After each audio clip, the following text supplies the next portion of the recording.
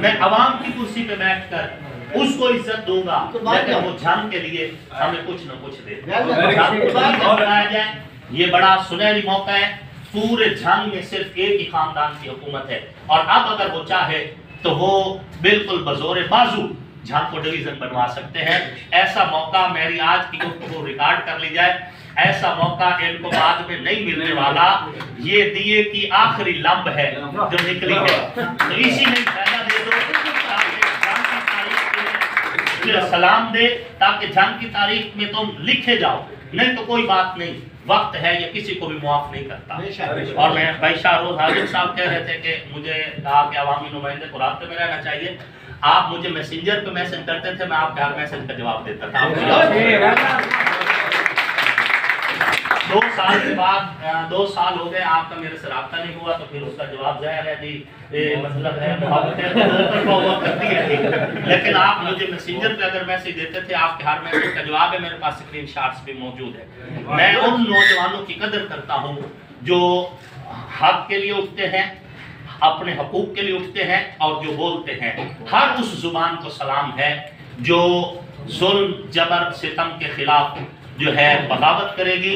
मैं उस आवाज के साथ हूँ, वो किस फिरके से है, वो किस तबके से है, वो किस पार्टी से है, वो किस कौम से, किस कबीले से है। जो नौजवान हक का लम बुलंद करेगा और जुल्म जबर के खिलाफ निकलेगा, ये फकीर इंशाअल्लाह उसके साथ हर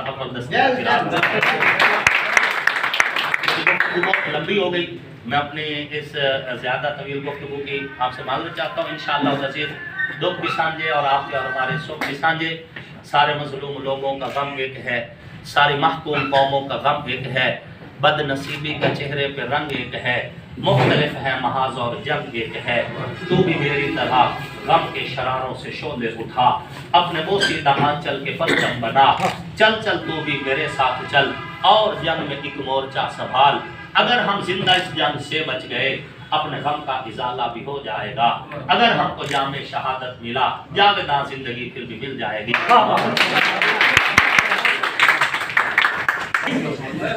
जनाब पाकिस्तान अवामी पीपल्स पार्टी के सरपरस्त से आला जनाब मौलाना मोहम्मद आसिफ मौलवी साहब फरमा रहे थे, तशक्कुर के जज्बात उनके लिए, मोहब्बत के जज्बात उनके लिए, और आपकी इत्तला के लिए ये भी अर्ज कर दूँ कि आज के नशिस्त के अंदर मुआविन खुसूसी पंजाब वज़ीर आला परवेज़ राय साहब की तशरीफ लाने थे जनाब कमर आजाद काके साहब। मौजूद तो थे, तो अभी प्रेसिडेंट से बता रहे हैं नहीं आ सके, क्या तकाज़े हैं ये तो अल्लाह बेहतर जानता है। इस तरह इसी नशिस्त के अंदर खुसूसी तौर पर मदऊ किया गया था जनाब राना शहबाज अहमद खान साहब को, MP साहब को। यकीनन वो धरने की तैयारी में मसरूफ है, नहीं है, अल्लाह बेहतर जानता है क्या मसाइल है। अब आखिर पे चूँकि वक्त थोड़ा है, मैं गुफ्तगू नहीं करना चाह रहा, उन दोस्तों की हौसला अफजाई करना चाहते हैं, इंकरेजमेंट करना चाहते हैं कि जिन्होंने गुज़श्ता 2 सालों के अंदर इस जंग नवीर बनाव के हवाले से अपना तन मन धन वक्त किया, शब रोज़ वक्त किए, अपनी सलाहियतें वक्त किया, फंड किए। तो मैं उनकी हौसला अफजाई के लिए मेहमानों से गुजारिश करूँगा कि उनको एक अप्रिसिएशन लेटर दिया जाए उनकी इज्जत बढ़ाने के लिए। तो सबसे पहले मैं तहसील अहमदपुर सियाल के वाइस चेयरमैन तशरीफ लाते हैं फकीर कादरी साहब।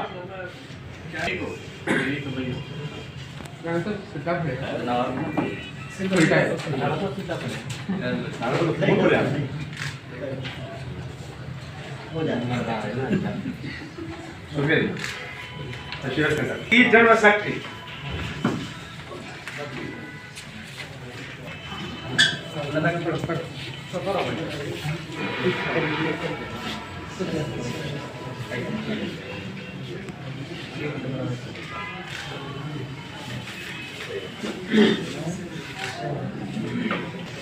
दो कलो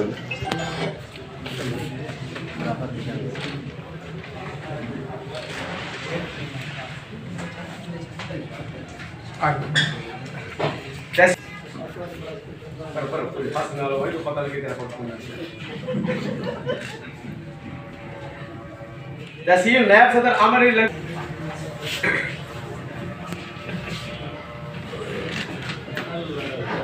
बहुत शुक्रिया सर।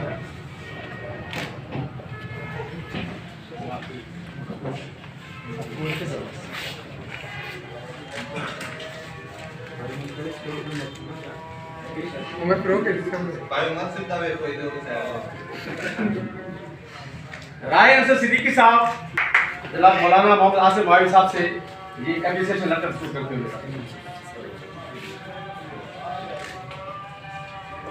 थोड़ा पीछे करें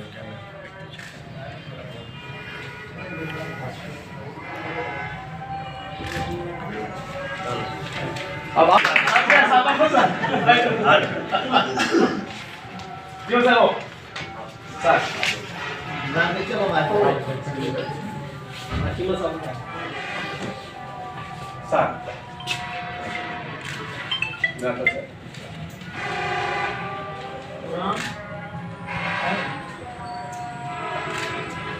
थैंक यू सर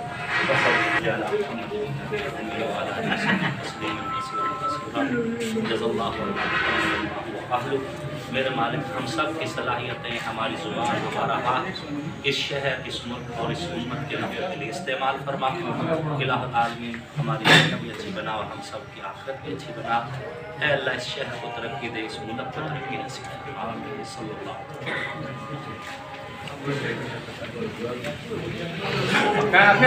लंगर पानी होगा लंगर पानी फोटो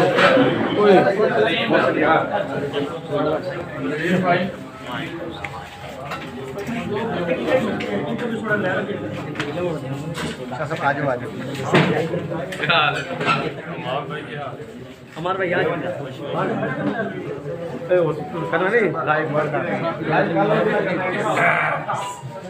सदर हैं इस तहरीक के, वो नक्कार खाने में तूती बजा रहे हैं। तो मेरा आपसे सवाल है कि नक्कार खाने में तूती की आवाज़ सुनता है कौन?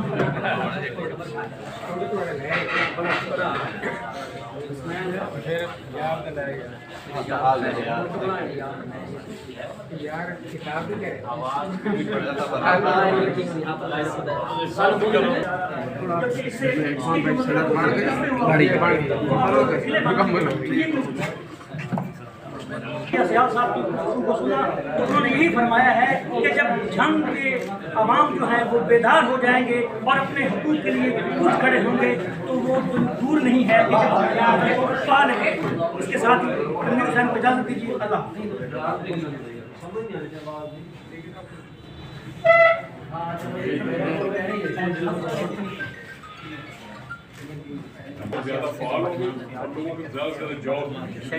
बहुत शुक्रिया। जिस तरह कि आपने चौधरी रिजवान को उन्होंने फरमाया है इस वक्त ये गोल्डन चांस है जंग को यकीन बनाने का, और ऐसे मौके जो हैं वो बार बार हाथ नहीं आया करते। इसके साथ ही अपने मेजबान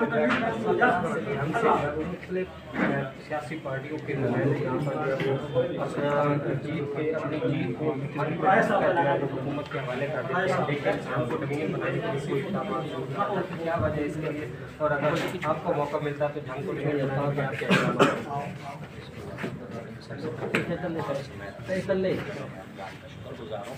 दूसरी बात यह है कि पहले सतह पर ऐसा मुतालबा भी आवाम की जानिब से नहीं किया गया। ये जंग डिवीज़न बनाओ के जो जितने ज़िम्मेदारान हैं दीगर जो अहदेदारान हैं, ये उनकी मेहनत है कि ये आवाज़ अब जंग की हर गली और महल्ले में उठ रही है, और इंशाअल्लाह ये आवाज़ बहुत बड़े एहतजाज में तब्दील होगी। और जिस दिन जंग की आवाम ने अपना नुमाइंदों से भरपूर तरीके में मुतालबात शुरू कर दिए इस हवाले से, तो इंशाअल्लाह अज़ीज़ जंग के नुमाइंदे मजबूर होंगे जंग के आवाम को दिलवाने के लिए। और ये जंग के हर बंदे का और बच्चे का ये मुतालबा है कि जंग को डिवीज़न बनाया जाए। हम जब इंशाअल्लाह अल्लाह का फजल करम से किसी इलेक्शन में इंशाअल्लाह कामयाब होंगे, असेंबली में जाएंगे, तो हमारी आवाज़ जंग के लिए होगी, जंग की मिट्टी के लिए होगी और जंग के एक फर्द के लिए होगी। और इंशाअल्लाह अज़ीज़ एक अवामी नुमाइंदा होने की हैसियत से और इस्लाम होने की हैसियत से वहाँ पर हम अपनी जंग के लिए जनवान के लिए भरपूर आवाज़ उठाएंगे। तमाम के लिए आवाज़ उठाई जाएगी जंग को बनाने के लिए, वो उनका कहना कि दीगर इकदाम हमें बनाएंगे जैसा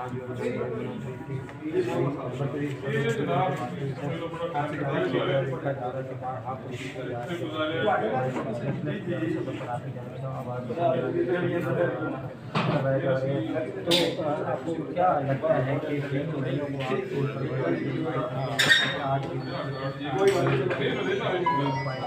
तो क्या समझते हैं कि कब तक इस प्रोग्राम का अमल ये सबसे पहले मैं आपका और आपकी तमाम टीम का मशहूर हूँ जो आए हमारा मौक़िफ़ को हम उन्नास तक पहुँचाने का ज़रिए था। जहाँ तक आपके सवाल का है तो हमारा काम है, मौज़न का काम होता है अज़ान देना। हम जंग के मसाइल पर अज़ान दे रहे हैं, हम अपनी आवाज़ को बुलंद कर रहे हैं और जो ऐवानों में बैठे हैं हमारे वोट लेकर हमने वोट की ताकत से उनको कामयाब की है। आज उनकी इज़्ज़त है, अगर वो पार्लियामेंट के फ्लोर पर बैठते हैं तो ये आवाम के वोट की ताकत है। तो हमने वोट देकर उनको भेजा है, तो हमारा हक है कि हमसे उनसे अपने सवाल करें, जंग की महरूमियों पर हम उनसे आवाज़ करें, उनसे अपना हक मांगे, क्योंकि बच्चा भी ना रोए तो माँ भी दूध नहीं देती। तो मैं आपकी वसात से जंग की आवाम को भी पैगाम देता हूँ कि आप खुदारा अपने हकूक़ के लिए आएँ, अपने हकूक़ मांगे। आज नहीं तो कब, अगर गुजरात 10 दिनों में डिवीज़न बन सकता है, लिए की असम्बली मंजूर हो सकती है, तो क्या वजह है कि 1849 में बनने वाला ये ज़िला जिसको मुतवातर काटा गया, इसकी तारीख पाकिस्तान की तारीख से भी पहले है, लेकिन अफसोस है इसके साथ मुसलसल नाज़ा शुरू किया गया।